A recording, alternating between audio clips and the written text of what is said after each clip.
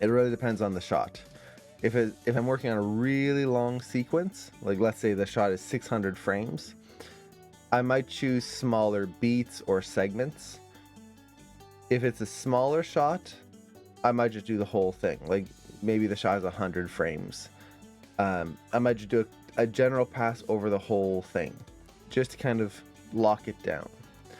And it also depends on how bad the animation has turned out. So for example, if the feet, you look through the shot and the feet are just cutting through the floor and slipping the whole way, I might just do a very quick pass, and I mean very, very rough and quick pass on the whole shot, just making sure that the feet don't do crazy things. And same thing with the hips. Go through, super quick pass on the hips, make sure that they're just kind of feeling a little bit more alive, because that makes it so that, at least in general, most of the weight starts to feel correct again on the whole shot. And it doesn't take too long. From there, then I'll break it down into the segments and really kind of refine and clean up each segment. Now, when I do segments, I don't usually do like frames. So like I'll do 45 frames and then another 45 frames and another 45 frames.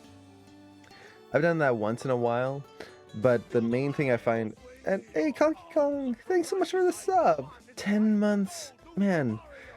Everyone's been here for so long. I love it. Thank you so much. I really appreciate that. Yeah, so frames, that's what I was thinking of.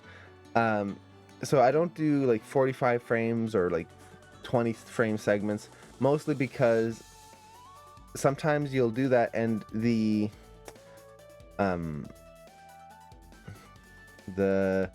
frame range that you're doing falls right in the middle of an action. So the character is going to be doing an action, and then that's the frame range that I'm doing, and it cuts midway. I don't like that, because if you're cleaning up an action, you need to clean up the whole action, or else things might start feeling weird when you start cleaning up the last bit of it later on. Things might change. So I try to do beats. So I'll look at my animation and I'll look for a start of a beat where the character might be sitting still. And then they do a bunch of things and they sit down and like there's a pause. I'll do that. And I'll try to keep it as short as possible, so within like 40 frames or 50 frames, something like that.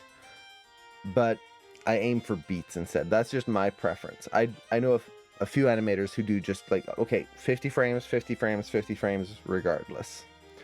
So there's nothing wrong with that method. It's just for me, I like to do complete actions. Hopefully that makes sense. And then in Maya, you could use the bookmark feature.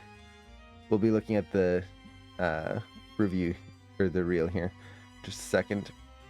So in Maya, let's say I want to do the first segment and I know that it's going to be like 50 frames. You can select in your timeline 50 frames right here, and then hit the bookmark button right there and actually bookmark it. So this could be, we'll call it beat 1. And we'll mark that, hit create, and now you can see I've got that highlighted. Then we can go, okay, maybe the next beat is only going to be 20 frames. So that's going to be from 51 to 71. Hit that bookmark feature, we'll go pink. There we go.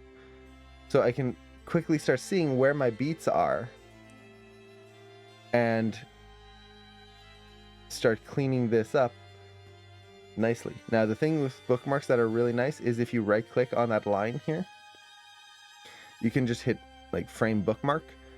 Look at that, your whole time slider is now boop, put on that frame range, so I can just scrub through here now nice and clean.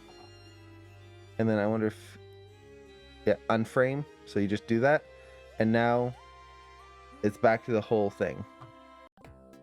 So with these bookmarks, you can easily just kind of zoom in, zoom out on your frame range, get that nice working in sections chunk, but always come back quickly to the whole thing without having to try and memorize, like, wait, that I have to go back to that first segment. Was it 50 frames or 45?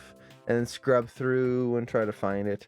It also makes it nice because if you look at your beats like this, And you start noticing, let's say we've got another beat here. I'm just going random sizes like that. And then maybe another, let's say we had a small beat here. Sometimes beats can be really small. That's okay.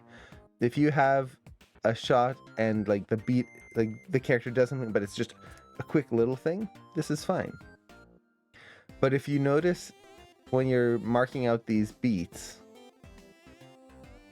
that see how there's this kind of visual difference in each size of the beat?